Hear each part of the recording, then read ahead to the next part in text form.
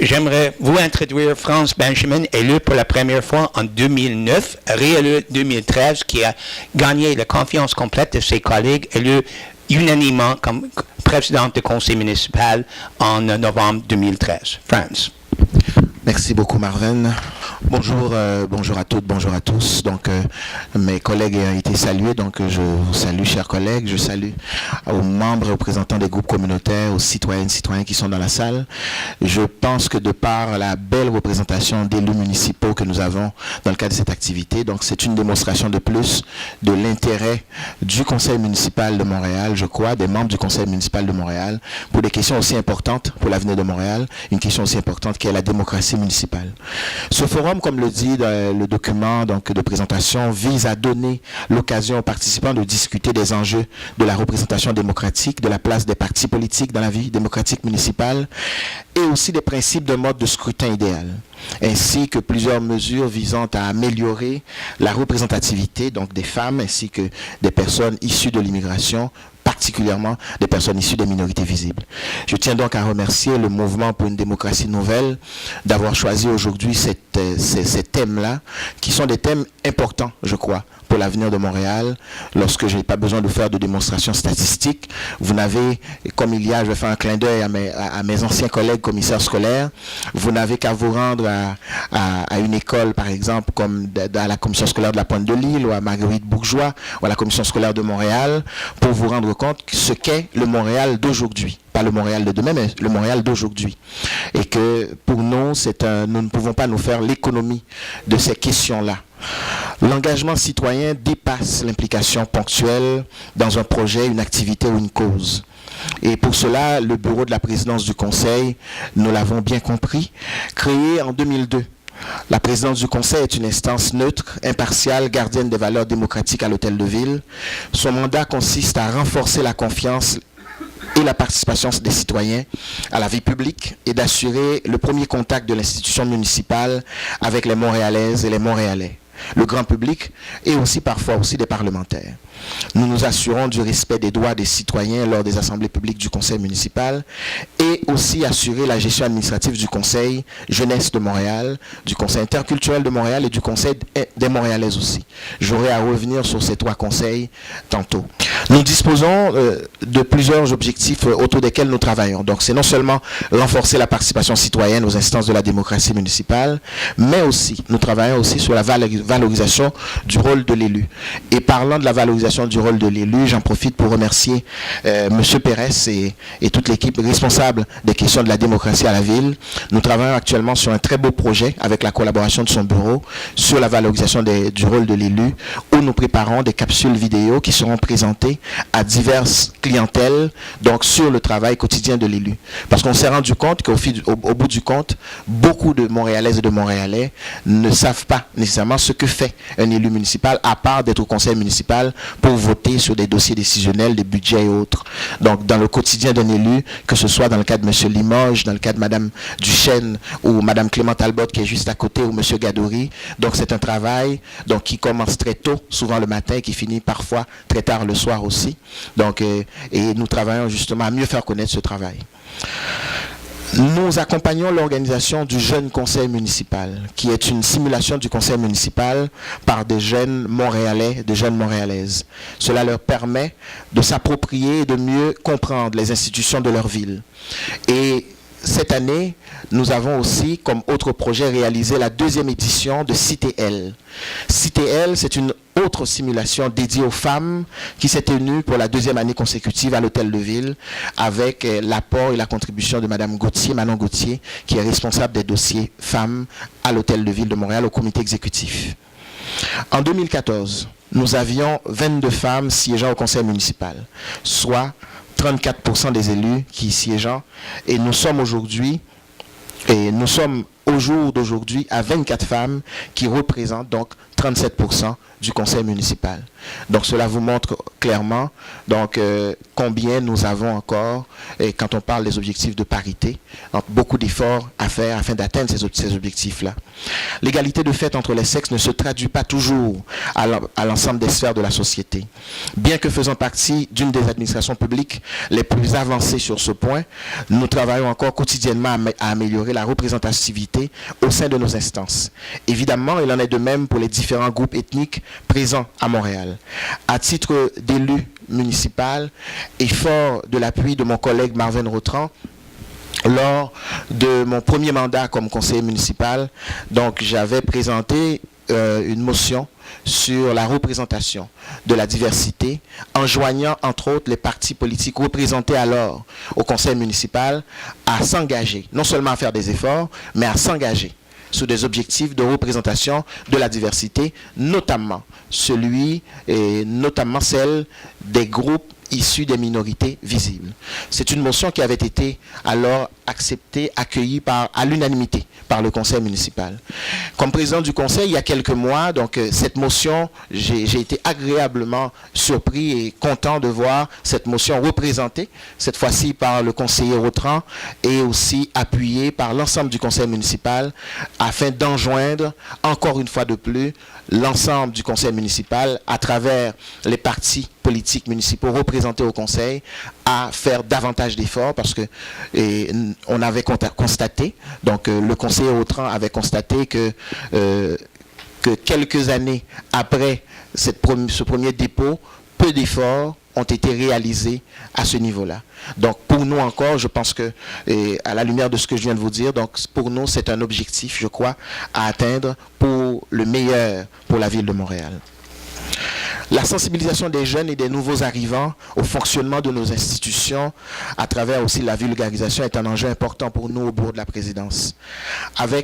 Et aussi toutes les questions, il y a un dossier, je suis sûr que M. Pérez peut-être vous en parlera davantage, mais nous au niveau du bureau de la présidence, nous avons eu à collaborer avec le maire de Montréal, avec le bureau de M. Pérez, sur les questions relatives à la conciliation, travail-famille, notamment pour les élus.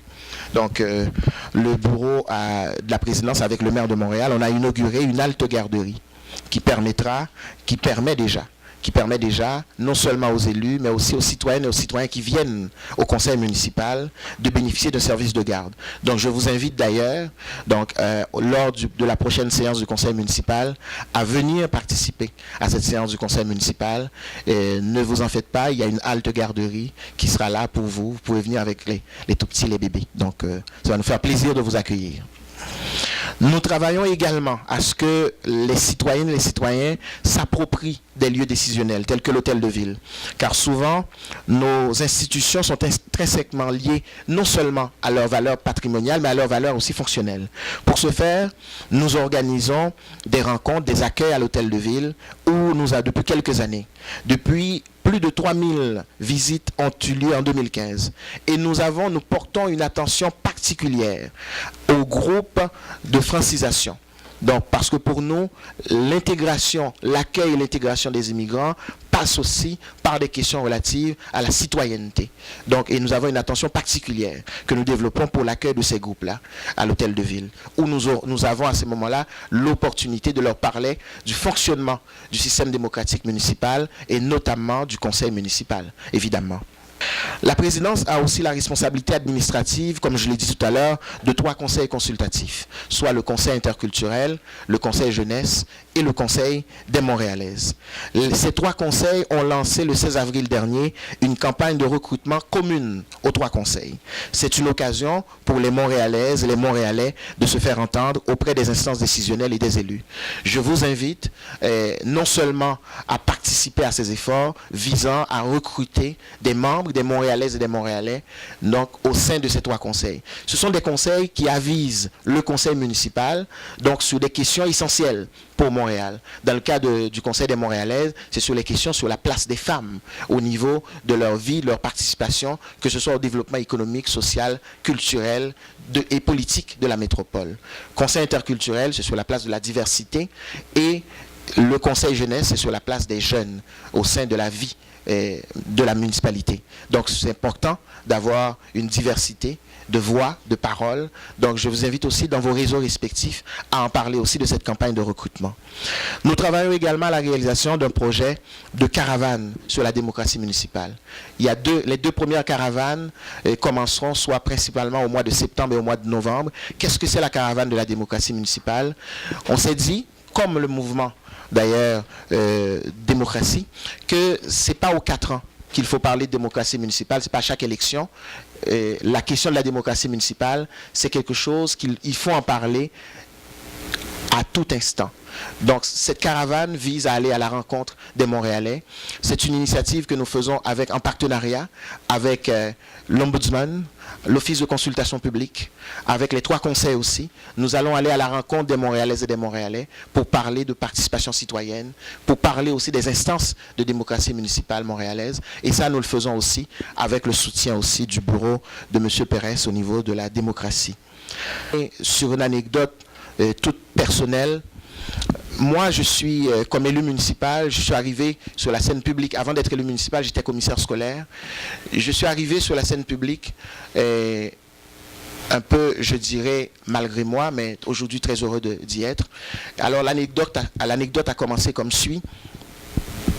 Il y a quelques années, donc on était en 1996-97, il y avait eu il y a un événement qui avait eu lieu à Montréal.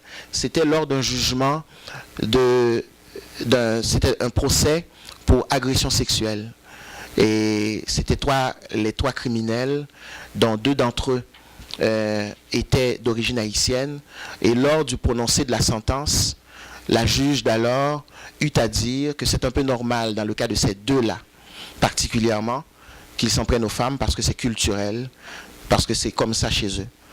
Et à ce moment-là, comme jeune Montréalais, et avec d'autres Montréalais de toutes origines d'ailleurs, nous étions non seulement blessés, outrés, et par ces propos-là, nous avions manifesté, nous avions aussi porté plainte au Conseil de la magistrature, nous avons porté plainte à la Commission des droits de la personne, mais on s'est dit aussi, quand on s'est assis collectivement, et bien sûr,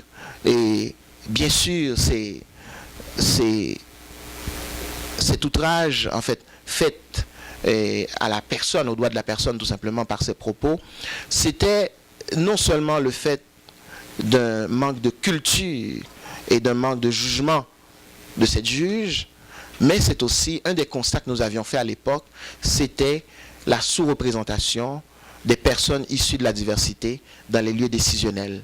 Et à ce moment-là, on s'était dit, non seulement dans les lieux décisionnels, que ces lieux-là soient scolaires, municipaux, provinciaux ou fédéraux, et même aussi des tribunaux.